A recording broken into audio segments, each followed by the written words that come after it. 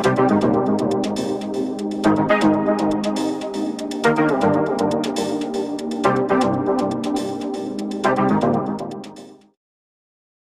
here we are at the dashboard for OutVeo, and this is what you're going to see as soon as you log in. Now I'm just going to quickly go through some of the features of this page here. So obviously this is where you need to start. So the very first time you log in, you need to click on the orange button here to add a new assignment. So you click on that and it'll take you to this page here, and all you would do is just type in your assignment title, add your assignment introduction. You can add video there, you can add code, you can do all sorts of things. It's very much like a WordPress blog, you know, when you go in there and you type stuff out and you can format it any way you like. You've got the usual bold, underline, italic, etc. So if we scroll down the page a bit more, then of course we've got the all-important checklist. Now it's really important that you use a checklist here, because what that does is it tells you how much of an assignment an outsourced worker has completed, because let's say you have 10 checklists for them to go through. As they're working their way through the checklist, they obviously check them off, and they can actually save their progress. You know, they may only complete a couple of checklist items, but what they can actually do is save what they've done up to that point, and what you'll then be able to do is see how far they've got with that particular assignment. Okay, so on this page here, of course, we can do other things like, you know, we can actually add other checklist items, we can save and publish what we're doing, and of course once we've set these things up, we can actually upload files into the assignment as well. It just needs to be saved first of all, but I'll get into the details of this page in another video.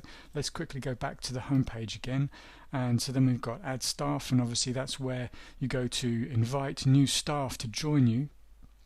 Rather than having a sign-up page which you send people to, what you do is you actually invite people into the system itself. It's just like an extra layer of security, so you don't have anybody just discovering your sign-up page, as it were.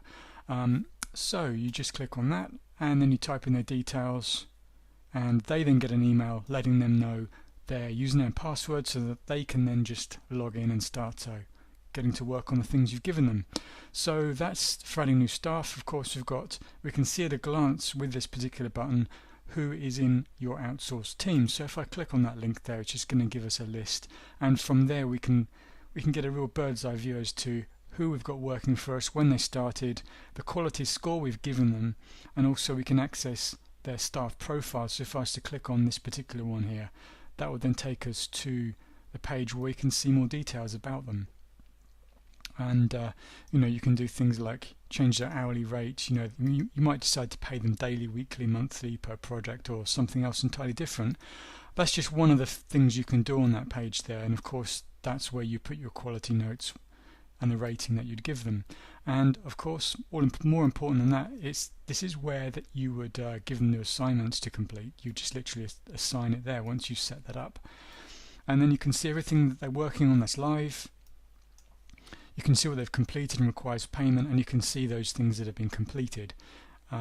Okay, so that's that page. Just quickly go back again. We need to go back to the home page. So we've checked out our outsourced staff. We can then look at the assignment templates, which we have here.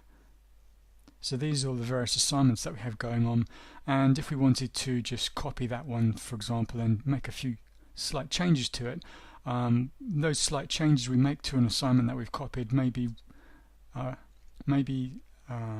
for an assignment that we've given a very special or a very specific outsourced worker. So what we can do, let's say keyword research, we can duplicate that particular assignment. I'm just kind of highlighting a couple of the features here as we're going through. So I've duplicated it.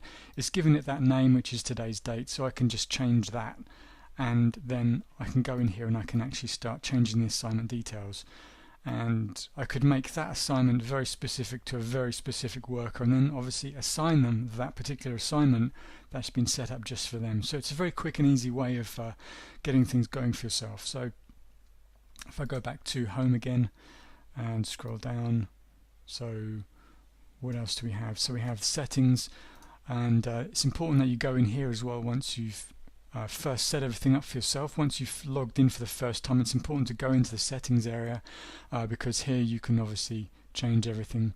You know, we've got the custom-made template emails here, which you can change, make them more specific to you and your business. Okay, so you can go through there and you can change all sorts of other details. So let's go back to the home page again,